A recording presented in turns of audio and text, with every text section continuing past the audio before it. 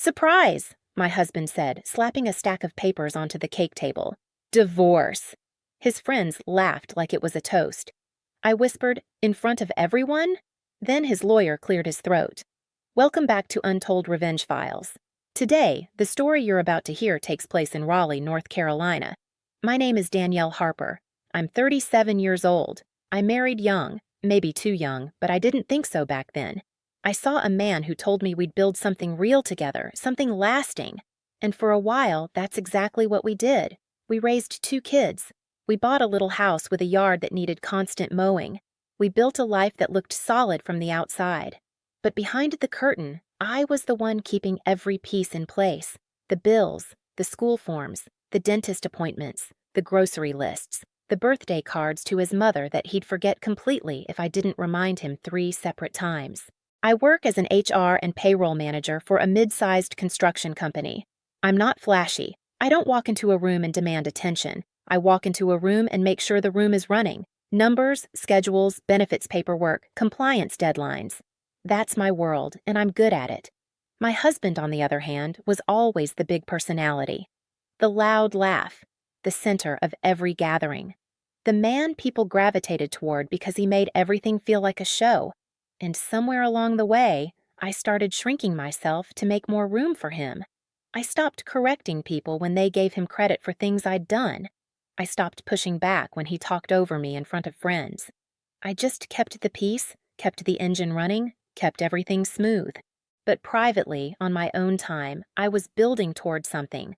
I'd enrolled in a night certification course for compliance and benefits leadership. I didn't want an explosion. I didn't want a dramatic exit. I just wanted the quiet ability to stand on my own feet if the ground ever cracked beneath me. I wasn't rich or glamorous, but I had something they didn't expect. If you've ever been the quiet one who holds everything together while someone else takes the credit, hit subscribe. I want to know, have you ever been blindsided in public by someone who claimed to love you? Drop a comment if you've been there and click hype or like. Let's get into it. It was supposed to be a celebration. 25 years of marriage, a quarter century. We'd rented out a community hall in Raleigh, the kind with fluorescent ceiling lights, folding tables draped in cheap white cloth, and enough space for about 60 guests. There were streamers taped to the walls, a photo booth crammed into the corner, and a DJ playing old R&B that made people sway in their seats. Friends showed up, co-workers showed up. A good chunk of his side of the family came too. A photographer drifted between tables, snapping candid shots. I'd even written a little speech on an index card tucked inside my purse. Nothing fancy, just a thank you to the people who showed up for us. The smell of buttercream frosting and cheap champagne hung thick in the warm air. Kids chased each other between chairs. His buddies clustered near the drink table laughing too loud. And my husband did what he always did. He performed. He told stories where he was always the hero. Always the funniest person in the room, always the reason anything good had ever happened. He'd been making little jabs at me all evening. She'd be lost without me. Good thing one of us knows how to have fun. People laughed because what else do you do when the host says something like that? I smiled through every single one because that's what years of practice had taught me to do. Then came the cake moment. The DJ lowered the music. Someone clinked a glass. Guests crowded around the table where a 3-tier vanilla cake sat glowing under warm light. I thought maybe, just this once, he'd surprise me in a good way. Maybe he'd say something kind, something real. Instead, he reached under the table and pulled out a thick manila envelope. He didn't hand it to me gently. He slapped it down right beside the cake like it was a punchline he'd been rehearsing all night. "Surprise," he said, grinning so wide it split his face. "I'm done. I'm finally free." The room cracked in half. Some people laughed nervously, unsure if it was a bit. Someone near the back gasped. A friend leaned toward another and whispered, "Is this a prank?" It wasn't a prank. I saw his eyes. He was performing his biggest scene yet, and he was loving every second. He turned to the crowd and opened his arms. 25 years of being told what to do. 25 years of boring, of being controlled. You all know what I mean. He pointed to a man in a gray suit standing near the exit doors. "That's my lawyer. He's here to make sure this goes smooth." The lawyer adjusted his tie and looked at the floor. He didn't smile. Heat rushed up my neck and into my cheeks. My hands shook under the table, but I pressed them flat against my thighs and held them there. I would not cry. I would not beg. Not here. Not in front of 60 people with champagne glasses in their hands. He leaned in close, so close I could smell the whiskey heavy on his breath, and said quietly, "I already handled everything. The house, the accounts. You'll be out by next month." The room went completely silent. No music, no clinking glasses, no laughter. Just the low hum of the air conditioning and the weight of 60 pairs of eyes pressing into me. Then his lawyer quietly cleared his throat and said, "If I may, there are a few things we should probably discuss privately." And in that moment, the silence grew louder than anything my husband had ever said. The days after the party were worse than the party itself. I expected the fallout to be private. Awkward phone calls, maybe some whispered conversations behind my back. What I didn't expect was how carefully he had prepared the ground before that night, like a man salting the earth before anyone even noticed the garden was dying. Betrayal came in layers, and each one hit harder than the last. The first layer was the story he'd already told. Friends started calling me, cautious and confused. "Danielle, he told us you two agreed to this months ago." "He said you wanted the split too." "He mentioned you were getting a really generous deal." Every conversation was the same. He'd gone around to people we knew and fed them a version of the truth that made him look gracious, patient, even noble, and it made me look like the one holding things up. He isolated me before I even realized the walls were going up around me. The second layer hit the next morning at a grocery store. I had a cart half full of cereal, fruit, and milk. Normal things. Routine things. And when I swiped my card at the register, it declined. The beep of the scanner, the pause from the cashier, the line forming behind me. I felt my stomach drop to the floor. I stepped outside with my phone and checked my messages. There was a text from him, sent at 7 a.m. like a business memo. "You don't need access anymore." He had moved money out of our joint accounts, shifted balances, rerouted deposits, cut me off like I was an employee being terminated, not a woman he'd shared a bed with for 25 years. The taste of copper filled my mouth. I realized I'd been biting the inside of my cheek without knowing it. The third layer was the public one. That same week, he posted on social media. Nothing specific, nothing that could be quoted as a lie, just vague enough for people to fill in the blanks on their own, choosing peace after years of disrespect. "Sometimes walking away is the bravest thing you can do." The comments poured in like a flood. People I'd hosted at my dinner table were calling him courageous. People who had never asked me a single question about my marriage were suddenly experts on it. A few of them were bold enough to type things like, "Proud of you, King." I read every comment. I felt the sting behind my eyes.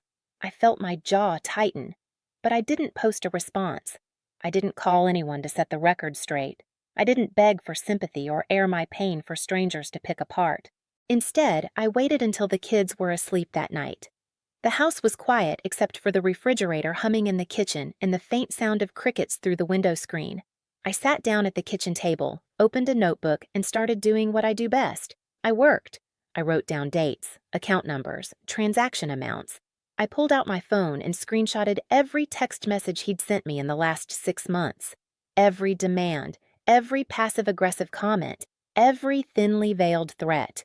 I printed his social media post and saved the comments beneath it.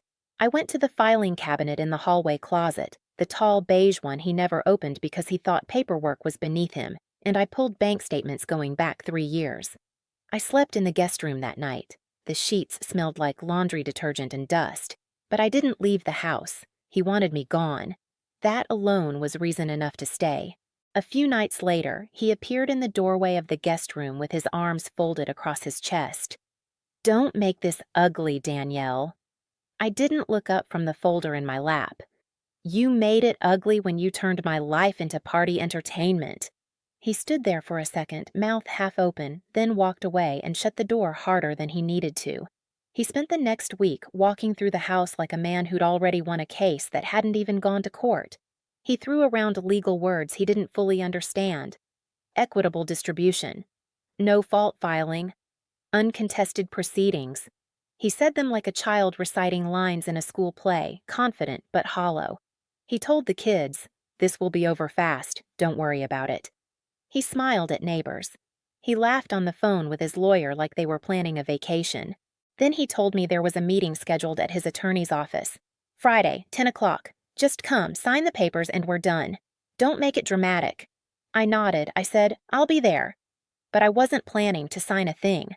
What they didn't know was that I'd been keeping records for years without even realizing I was building a shield. When you work in HR and payroll, you develop habits. You save copies. You cross-reference numbers. You keep backups of everything because you've seen what happens when someone doesn't. It's not paranoia, it's procedure, and I brought that same discipline home every single year, like a second language I couldn't turn off. I had copies of every tax return we'd filed jointly for 15 years. I had the original mortgage documents. I had receipts from every major repair, every car payment, every tuition check I wrote from my own salary. I had a paper trail that told the story he didn't want anyone to hear. But the real discovery came when I was digging through an old email account I barely used anymore. Buried deep in a thread I'd been copied on by accident years ago was a conversation between my husband and his current lawyer.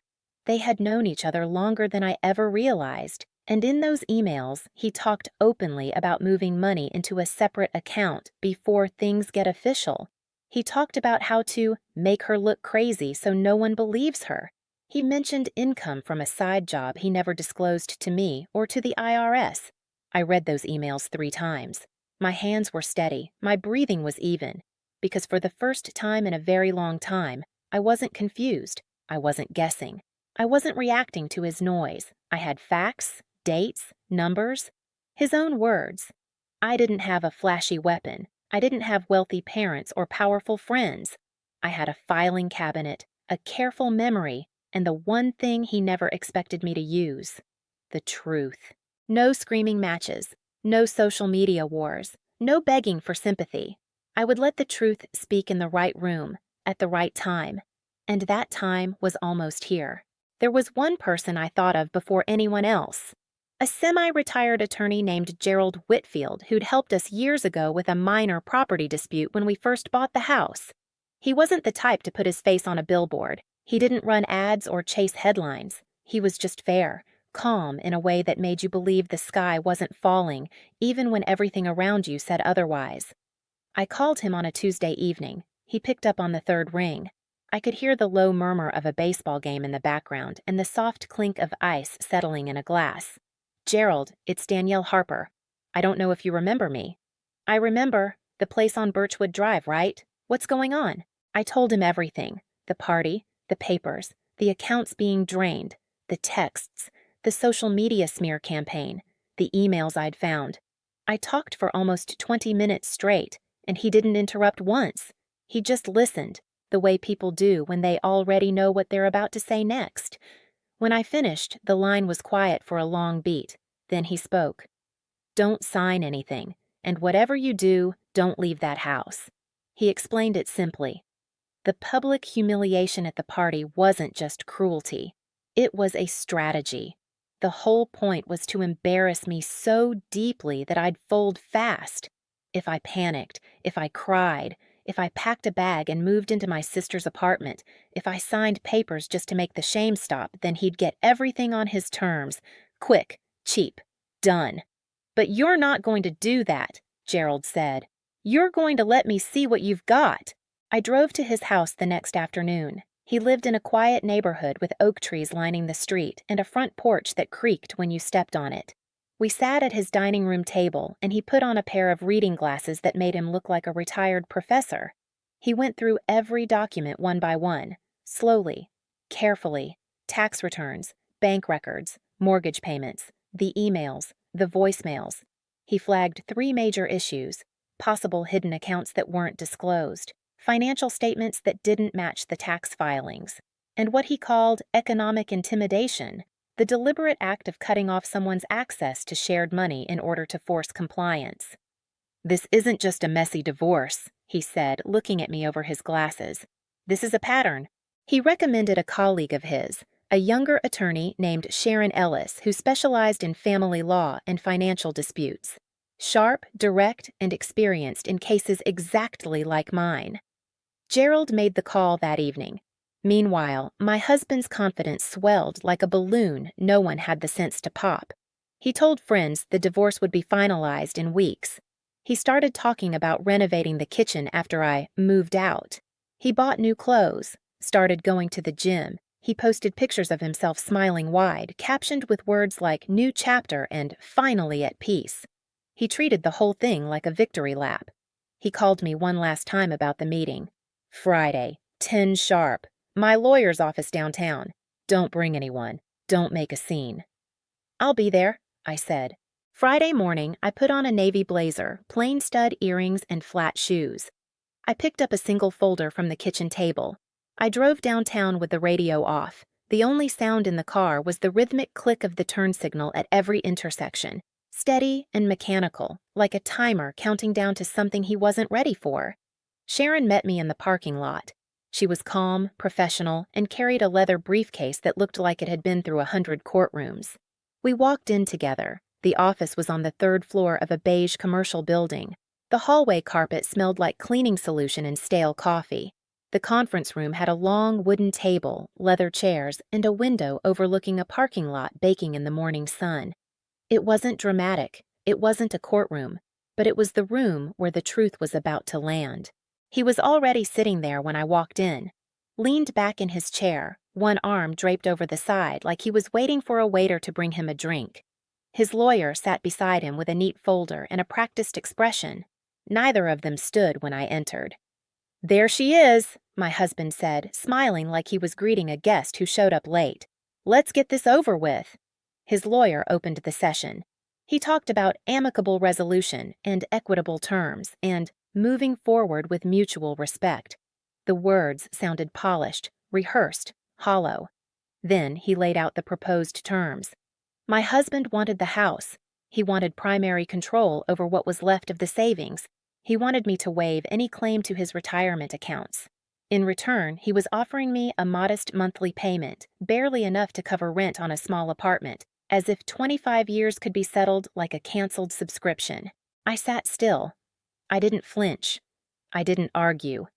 I let every word land on the table like dust settling on furniture. Then Sharon opened our folder. "Before we go any further," she said, her voice steady and clear, "my client would like to present her own financial documentation for review." My husband let out a small laugh. "What documentation? She doesn't handle the big stuff." Sharon didn't blink. She slid the first set of papers across the table. Bank transfer records. 3 accounts I wasn't supposed to know about. Deposits that didn't match a single number on his reported income. The smile left his face like someone had pulled a plug. Sharon kept going. She didn't rush. She didn't raise her voice. She laid each piece of evidence on the table the way a surgeon places instruments on a tray. Precise, deliberate, one at a time. Next came the tax discrepancies, side income that was never reported. Numbers that didn't line up between what he told me, what he told the court, and what actually showed up in the bank records I'd been saving for over a decade. Then came the screenshots, text messages where he told me I didn't need access to our joint money, messages where he bragged to a friend about locking her out before she even knows what's happening, and the voicemails, 2 of them saved on my old phone where he talked about wanting to make her look crazy so nobody takes her side. And finally, the emails.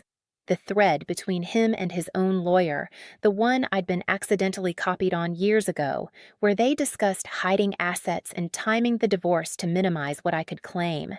His lawyer picked up one of the printouts and read it slowly. Then he looked at my husband. Not with support, not with reassurance. With the cold, careful gaze of a man realizing he'd been lied to by his own client.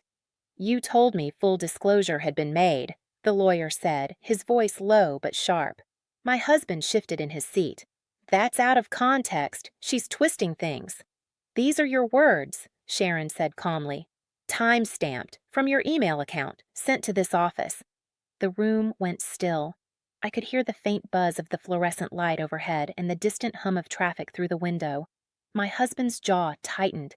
His hands gripped the armrests of his chair. For the first time in 25 years, he had nothing clever to say. His lawyer spoke next, and this was the moment that made the entire title of this story real.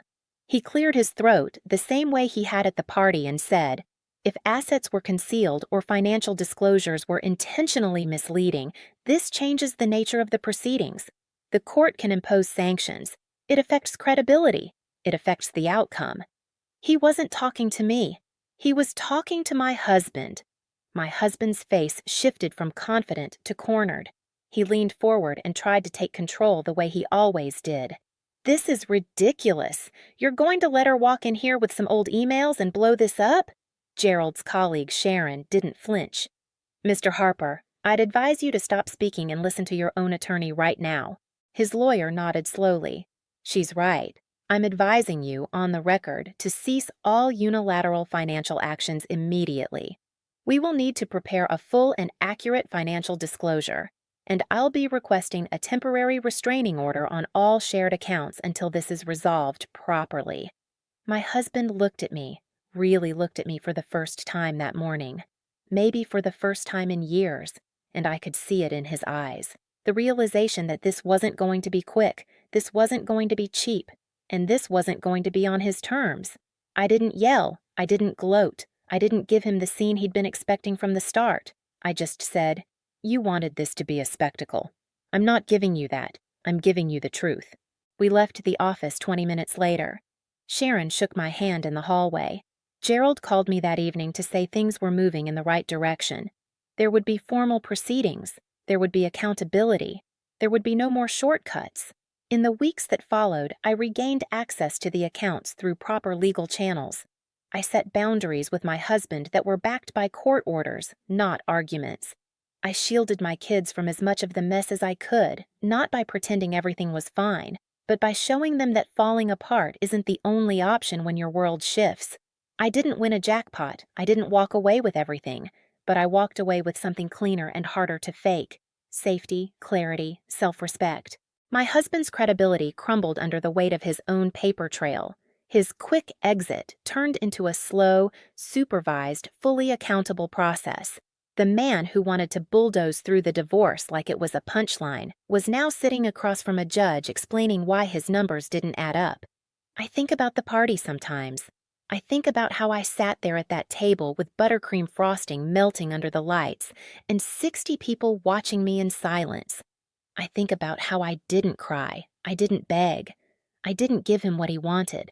And I know now that staying quiet in that moment wasn't weakness. It was control. He thought silence meant I had nothing to say. Really, it meant I was choosing the right moment to speak. If someone ever humiliated you in public to make you feel small, at a party, at work, even in front of your own family, I need you to know something. That wasn't your fault. You didn't deserve it. And your silence in that moment doesn't mean you lost. Sometimes it means you're getting ready. Subscribe and share your story in the comments. When did someone try to shame you into compliance? When did someone try to break you down in front of others so you'd give up without a fight? Your voice matters here, and you are not alone. Click Hype to help this story reach others who need to hear it. Standing up for yourself is one of the hardest things you'll ever do. If you've been there, subscribe and become part of this community. Let me know this story helped by clicking Hype, and tell me where you're watching from. I love seeing how far these stories travel. You'd be surprised how many people out there are going through the exact same thing right now, waiting for the right moment to speak.